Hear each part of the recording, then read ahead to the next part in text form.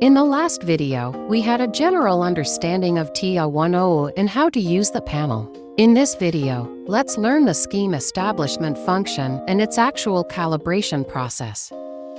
Now, let's start building a new scheme. Entering 0 Hz will default to the DC scheme, otherwise it will be the AC scheme. First step, select a set point. Next, enter the voltage you want through the keyboard. Of course, you can also input via the control knob and cursor.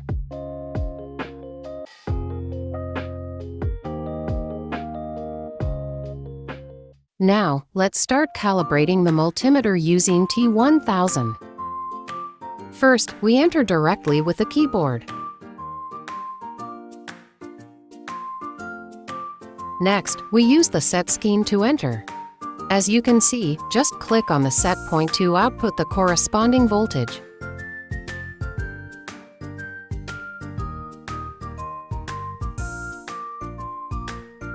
Convert DC to AC. Again, enter directly with the keyboard.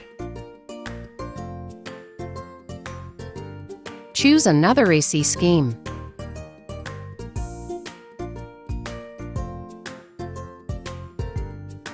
Thank you for watching.